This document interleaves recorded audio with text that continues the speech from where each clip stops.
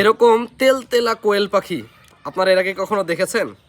এটা হচ্ছে European white giant কটনিক্স কোয়েল। দেখতে পাচ্ছেন একটা রানের সাথে কি পরিমাণ তেল। এরকম তেল আসলে দেখা যায় স্বভাবত এই শীতের সময় হাঁসের মাংসে, কিন্তু এত তেল হবে এটা আমি কল্পনার বাইরে।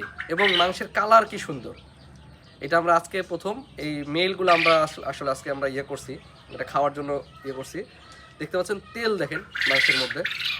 মাশাল্লাহ, আলহামদুলিল্লাহ, সবাই একটু মাশাল্লাহ বলে যাবেন এবং আপনারা সবাই কমেন্ট করে যাবেন যে এইরকম যদি মাংস হয়, এরকম যদি একটা কোয়েলের যদি এটা হয়, তাহলে কি এই কোয়েলটা বাজারে বিক্রি হবে না হবে না, বা কীরকম চাহিদা হতে পারে ইন ফিউচারে মার্কেটে।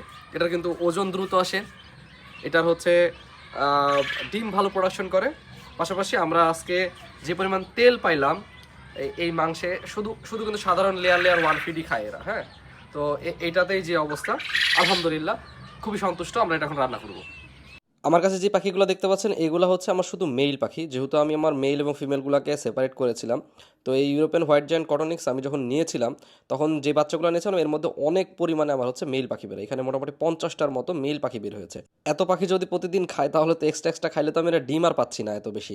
তো এর জন্য আসলে আমাকে এই পাখিগুলোকে ছেড়ে দিতে হবে অথবা যে কোনো কিছু করতে হবে। তো আমি বিক্রির জন্য সবাইকে বলেছিলাম, তো অনেকে বলেছে তো আসলে দামে একটা পাখি কত টাকায় দাম চাবো, কত টাকায় কী করবো বুঝতে পারতেছিলাম না। তো ভাবলাম ছোটো ছোটো যে সাইজের পাখিগুলো আছে এর মধ্যে, সেইগুলোকে আজকে আল্লাহ আকবার করে দেয়। তাই ছোটো ছোটো দেখে 10টা পাখি বেছে নিয়ে আসলাম। এর মধ্যে থেকে ছোটো বলতে গেলে তাও এগুলো 300 গ্রামের ওপরে, 400 গ্রামের নিচে আছে প্রায় প্রত্যেকটাই।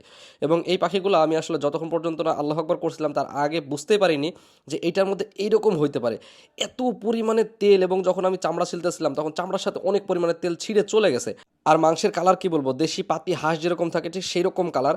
আমি আসলে আপনাদেরকে এই বিক্রি করার উদ্দেশ্যে বলতেছি না ব্যাপারটা, আমি আসলে নিজেই অবাক হয়ে গেছি জিনিসটা দেখে। আপনারা দেখতেই পাচ্ছেন কালার, মাংস ধোয়ার পরে কিন্তু আরেক রকম কালার, কিন্তু এখন যেটা দেখতে পাচ্ছেন অরিজিনাল কালার।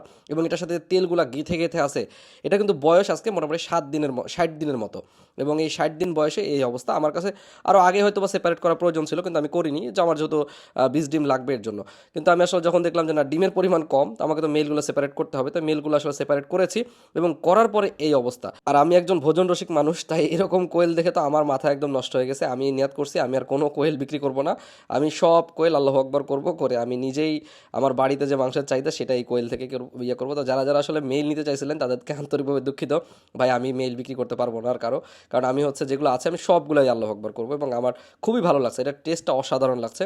এবং অনেকে আমাদের কাছে ডিমের জন্য বলেছেন বা ডিমের জন্য অর্ডার দিয়ে রেখেছিলেন। তো সবাইকে উদ্দেশ্যে বলতেছি, ডিম আমি আসলে কয়েকদিন সময় লাগবে আমার ডিমে, কারণ হচ্ছে এখানে আমার যেহেতু এখন দেখলাম যে মেলের পরিমাণ বেশি, তো আমার ডিম এখন পাচ্ছি 50-60টা করে। তো আপনারা যারা যারা অর্ডার দিয়ে রাখছেন একটু সিরিয়াল বাই সিরিয়াল নেবেন, আমাকে একটু সময় দিবেন। আর এটা রান্না আমি নিজে হাতেই করেছি, খুব ভালো লাগছিল, কারণ প্রচুর পরিমাণে তেল হয়ে গেছিলো তরকারির মধ্যে, আর মাংসের স্বাদ ওয়াও, অসাধারণ।